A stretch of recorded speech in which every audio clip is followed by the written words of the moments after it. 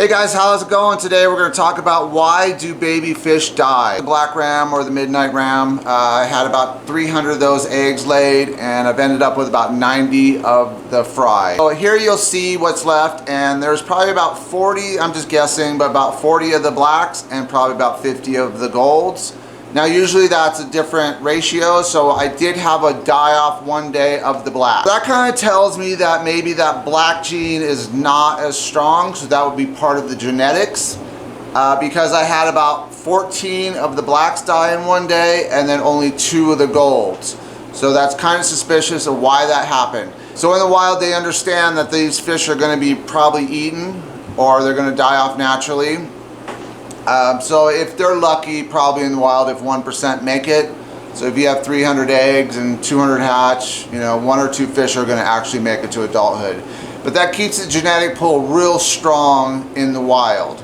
So in our tanks, you know, we're doing everything we can to keep those fry alive. So our genetics aren't as deep as far as getting other fish to breed with these fish, you know, and the diversity kind of goes away. So that's one of the reasons why I think in the tank. Now there's other reasons also. So it could be part of the fish keeper doing something wrong, and I'll go over that. So one of the reasons fish die also is because when they're young, we're trying to get them a lot of food. The best thing to feed your fish, and I've gone over this before, is baby brine shrimp. Now why is baby brine shrimp so crucial to small fry?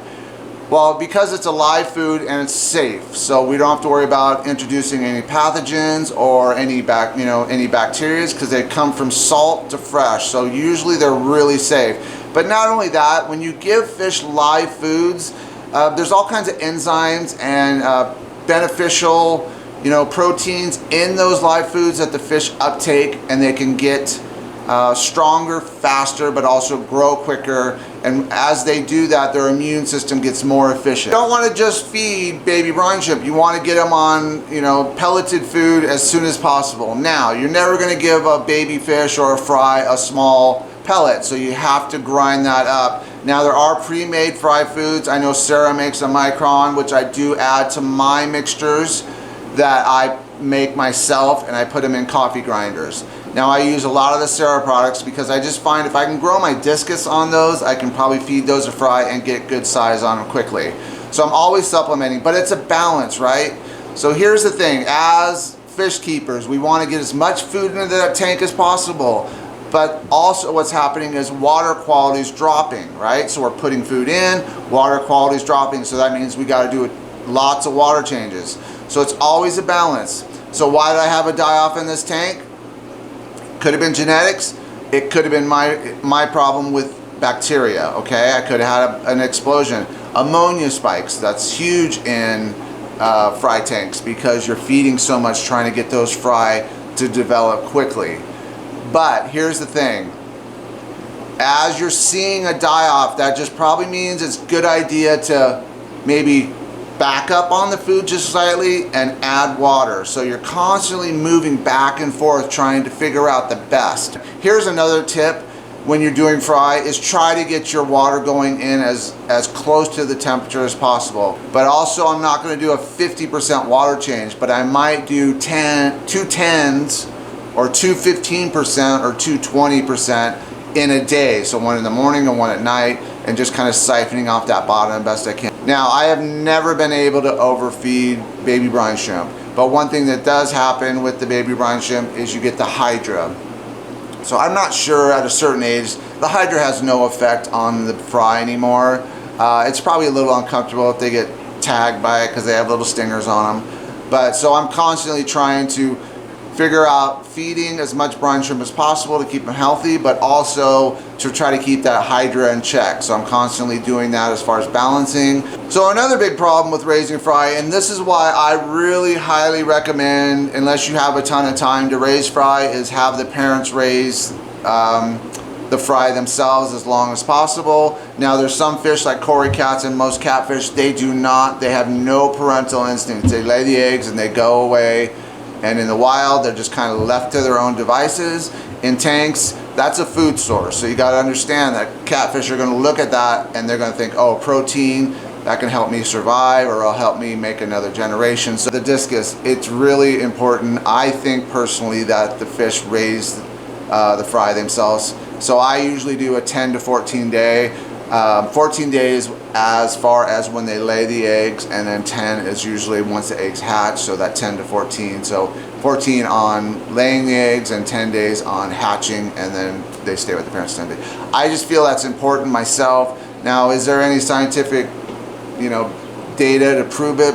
Not that I can find that there's any difference between artificially raised fish and naturally raised fish with the parents if they are more parental. But just in my personal experience, I find that fish that I raise with the fry I raised with the parents are better parents in the future.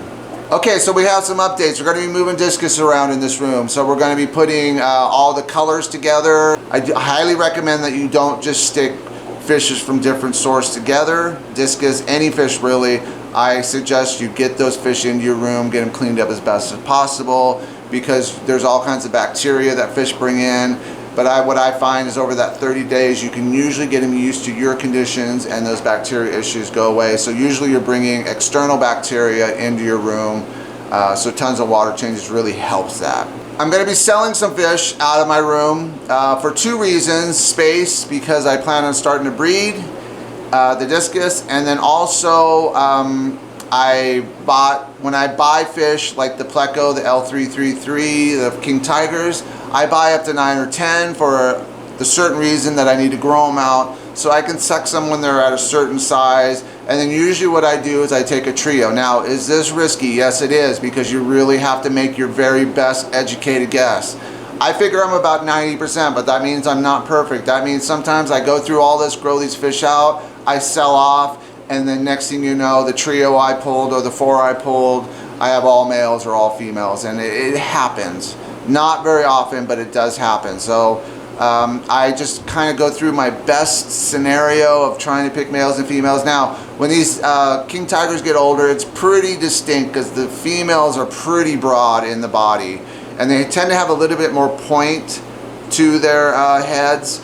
And then also, I believe it's the octinoids. I hope I got that right. I'm not sure. I'm not real technical and all that. I just kind of know visually what to look at. But on their pectorials, the males have a little bit more of a fur or extension. And if you think of the bristle nose, the males have that long bristle nose. So it's kind of the same theory with the L333s. Triple threes, whatever you want to call them, the king tigers.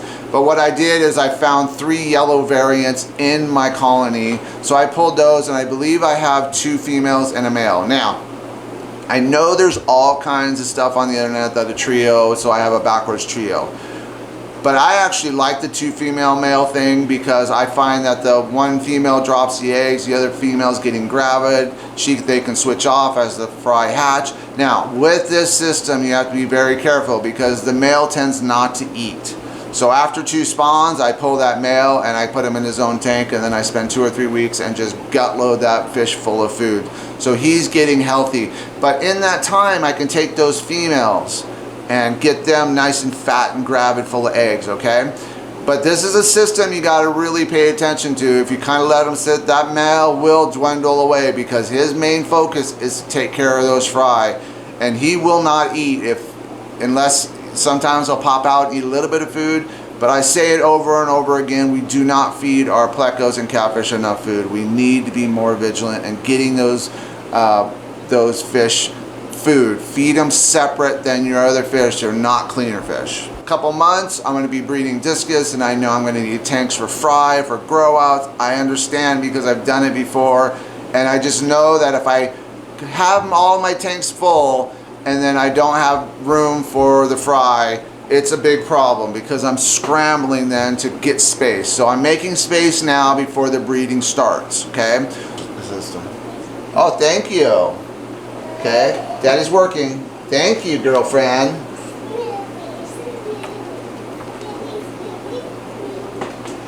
Okay, sidetracked. All right, so I don't really watch much Wow. All right, so I don't watch much YouTube. but every now and then I find a channel that gets interesting, and for me it's about information. I don't care about gossip, I don't care about what they heard on the internet and they regurgitate. I really don't care about all that stuff. So I'm kind of always filtering information and saying, well, is that going to work for me? Is that good for my situation? Do I believe that? So I'm constantly checking and weighing, and I don't just say, oh, this guy knows everything. And I suggest you do the same thing. Even with me, I'm giving you my opinion and I'm showing you how I do things, all right? I'm not telling you how to do it. There's a channel that I'm starting to watch and I'm really enjoying because she is doing the research, okay? She's not preachy, she's not telling you this is how it has to be done. She just gives her opinion, but she also, you know, tells you how she does it, and I appreciate that. I appreciate the fact that she's willing to say, hey, this is how I do it. Whether you want to do it this way or not, that's up to you. I don't have time to sit down and read a research paper. You know, I got 5 kids, I got a couple businesses, I got the fish room, I got YouTube.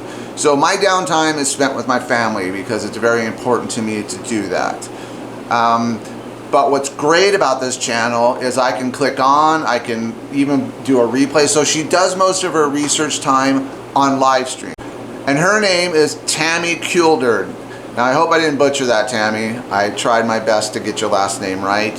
And the channel is called Discus Talk. For me, it's about the deep dive. You know, I want to know what the scientists are saying. I want to know what the research is. I want to know what the disease is. I want to know what the treatment is. And I want to know if it's going to work for me. So I get little nuggets and then I kind of write that down. But one thing I've started doing is actually putting her stuff in my playlist. So that's huge because there's not many things in my playlist. Most of them are business channels and stuff like that if it's something that I'm really interested.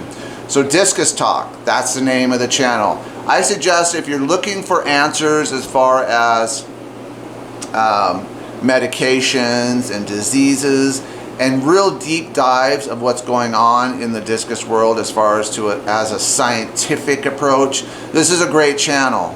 So I would highly recommend it, and I don't recommend much, so it has to be pretty special, and I do that with businesses too in my other business. I only recommend stuff to people that I believe in, but also that my reputation won't be dinged if I refer that. And she's doing the work for us, guys, so if you're interested in something, check it out. So our last 2 live streams have been pretty incredible, and from what I understand, what she's saying, she's going to go more into you know, the research part of it, which is huge for someone like me, because that's something that I can listen to and learn something. And that's another thing I want to say is I don't know it all. Okay, I've been doing this a long time. I do a lot by feel. Okay, I do a lot by observations. I do a lot by writing stuff down. But I fail a ton, guys. I failed miserably. But every time I fail, I'm like, okay, what can I learn from this and move forward? So you'll see fish that will start coming in and start going out. Because if a fish just isn't worth breeding, I'm not going to spend the time breeding it, because the last thing I want is subpar fish. So I will take fish, but you know my goal is to bring wilds in. So I'm not looking to breed existing strains, all right? If you're interested on how I select fish or how to buy fish, watch this video here. It's a deep dive on how to go to your store and look for quality, but also online to find reputable breeders.